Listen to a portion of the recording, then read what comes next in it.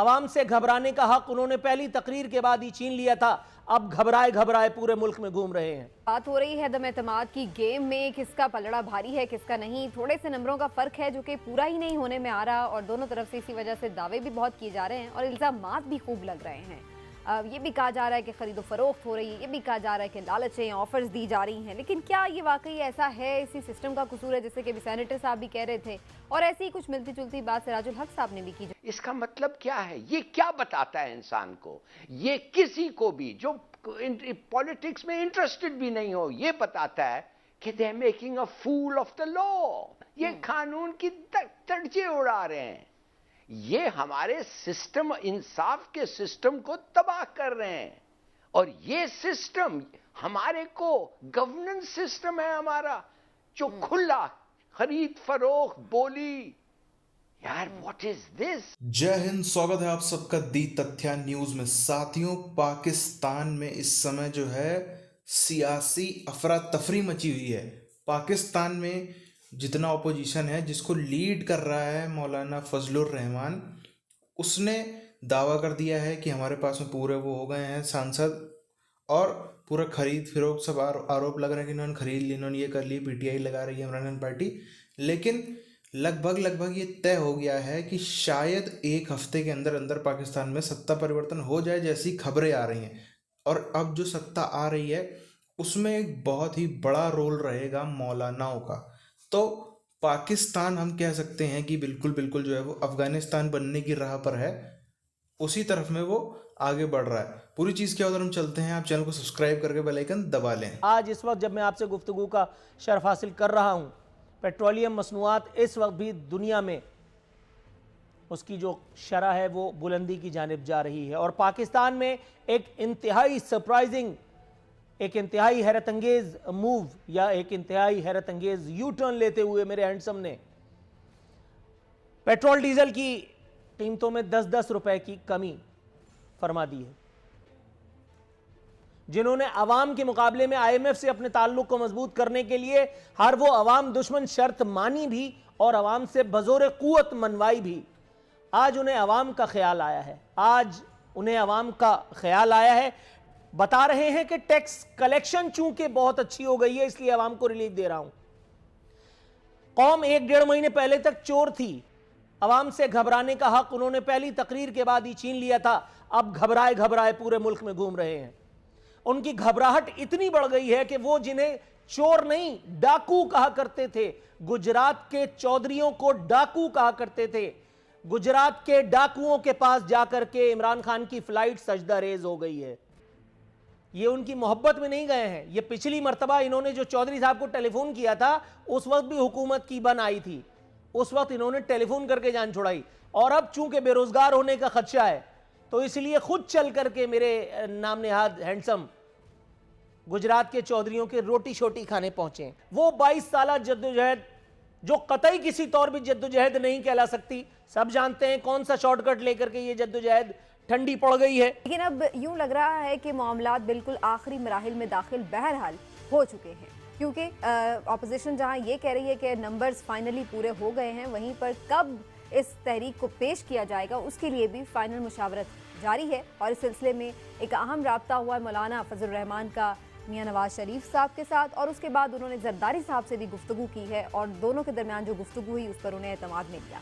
क्या होगा, क्या करेंगे ये, मतलब बेतुकी चीजें हैं ये। और ये जो पूरा निजाम है ना, मैं अपनी जाती राय दे रहा हूँ, ये निजाम ही ठीक नहीं है। ये क्या हम शुरू से देख रहे हैं, ये निजाम हमारे जैसे मुल्क को सूट नहीं करता है। उधर से बात करो, उधर से बात करो, ये करो वो। कि कोई लगता है ऐसा है कि कोई बैरूनी प्लॉट है इमरान खान के गवर्नमेंट के खिलाफ, और ये इसके बारे में शायद प्राइम मिनिस्टर कल पब्लिक मीटिंग शायद हो रहा है उनके, तो बिल्कुल हो सकता है कि अमेरिका, ख़ास तौर बाइडेन एडमिनिस्ट्रेशन इमरान से खुश नहीं है, पाकिस्तान से खुश नहीं है, इसलिए कि हम अपनी इंडिपेंडेंट स्टांस ले रहे हैं। तो कुछ भी हो सकता है इसके बारे में। और अगर ऐसा रूमर सही है तो ये बड़ा सीरियस डेवलपमेंट है पाकिस्तान यूएस रिलेशंस में। आपका क्या ख्याल है, सही है कि नहीं?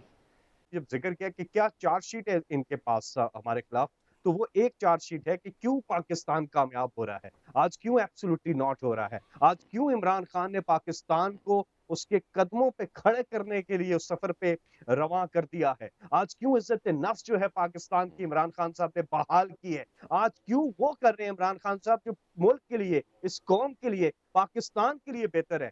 बात हो रही है दम एतमाद की गेम में किसका पलड़ा भारी है किसका नहीं, थोड़े से नंबरों का फर्क है जो कि पूरा ही नहीं होने में आ रहा और दोनों तरफ से इसी वजह से दावे भी बहुत किए जा रहे हैं और इल्जामात भी खूब लग रहे हैं।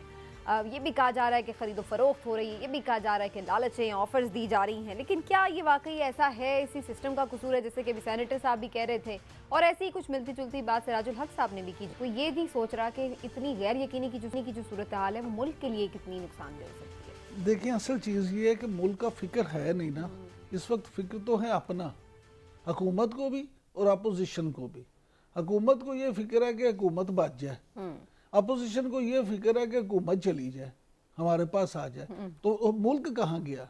देखिए ये जो सिस्टम हर वक्त आप भी सिस्टम की बात कर रहे हैं और फैसल भी सिस्टम की बात कर रहा था, तो ये क्या मतलब है? ये मतलब ये है कि हमारा ऐसा हालत हो गया है कि अब दोनों तरफ से लोग सिस्टम को गालियां दे रहे हैं। तो how can it continue like this? इसका मतलब क्या है? ये क्या बताता है इंसान को? ये किसी को भी जो पॉलिटिक्स में इंटरेस्टेड भी नहीं हो, ये बताता है कि they are making a fool of the law. ये कानून की तर्जे उड़ा रहे हैं, ये हमारे सिस्टम, इंसाफ के सिस्टम को तबाह कर रहे हैं। और ये सिस्टम हमारे को गवर्नेंस सिस्टम है हमारा, जो खुला खरीद फरोख्त बोली, यार व्हाट इज दिस? मैं पीछे मेरे खिलाफ एक फॉरेन कंस्पिरेसी है, इसके माने कि हमारे लोग बाहर मुल्क के उनके साथ मिलके, उनके साथ बात करके, फॉरेनर्स के साथ ये गवर्नमेंट के मेजॉरिटी को अगर खत्म करना चाहते हैं तो फिर तो मैं समझता हूं खुदा के लिए यार ये तबाही है, खत्म करो इसको, फॉर गॉड से खत्म करो। क्या तो फिर या तो अमेरिकनों को वो वाली थ्योरी होती है जैसे पहले हुआ करती थी। साथियों जिस तरीके से हमने बात करी कि जो पाकिस्तान है वहाँ पर इस समय संसद खरीदे जा रहे हैं, संसद बेचे जा रहे हैं, मेन गेम है ये। बाजवा का जो है भरोसा उठ गया है, जो इमरान खान ने लगातार, हम लोग ने पिछले वीडियोस में बात भी करी थी, तकरीबन हफ्ते 10 दिन पहले जब इमरान खान एक कानून लेकर के आया था, तब भी मैंने वीडियो में बताया था ये चीज़ कि अब जो है बाजवा इस चीज़ को बर्दाश्त नहीं करेगा। वो कानून ये था कि जैसे बाजवा के खिलाफ कोई भी, किसी की हिम्मत भी नहीं होती पाकिस्तान में, कोई भी बाजवा के खिलाफ एक शब्द बोलेगा तो उसकी क्या हैसियत होगी, क्या हालत होगी, वो अच्छी तरीके से जानते हैं, तो कोई बोलने की हिम्मत नहीं करता है।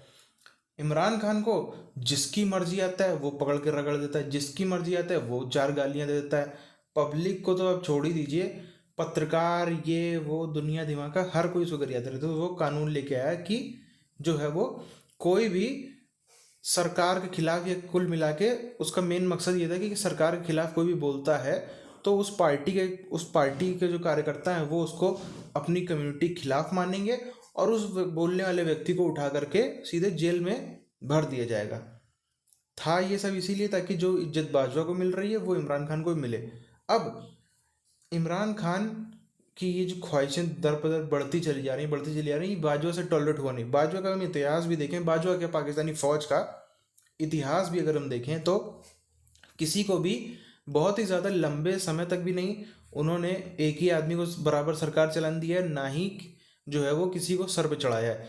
ये तो इसको कम से कम जीवित घूम रहा है इमरान खान, यही बहुत बड़ी बात है जैसे इसने हरकतें करी। वरना पहले हम देखें जुल्फ़िकार अली भुट्टो और कई सारों को तो पाकिस्तानी फ़ौज सीधे से गायब करवा देती थी। कारण एक ये भी है कि पाकिस्तान देश भी कमज़ोर है, पाकिस्तान की सरकार भी कमज़ोर है, पाकिस्तान की फ़ौज भी कमज़ोर है, इसलिए ऐसे कदम नहीं उठाए जा रहे हैं। और थोड़ी सी इसकी इंटरनेशनल पॉपुलैरिटी भी कहीं ना कहीं इमरान खान की है। भले ही आप उसको तारीफ़ करो, भले ही आप उसको गाली दो, लेकिन नाम तो ले रहे हो, इसलिए पॉपुलैरिटी उसकी है।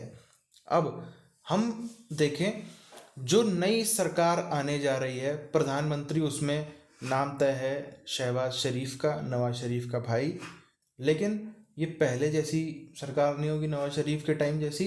इस बार इसमें महा खिचड़ी है, मतलब शायद पीटीआई को छोड़ के लगभग सारी पार्टियां, 1 2 3 पार्टियों को हम छोड़ दें तो शायद सारी पार्टियां पाकिस्तान की मिल करके सरकार बना रही हैं। और इधर रिसेंट में पहली बार ऐसा हो रहा है कि जो मेन केंद्रीय सरकार होगी पाकिस्तान की, उसमें मौलानाओं का इतना अहम रोल रहेगा। और मौलाना भी कैसे, हमको देखना चाहिए किस तरीके से अफगानिस्तान से बहुत ज़्यादा सिमिलर है तालिबानियों से।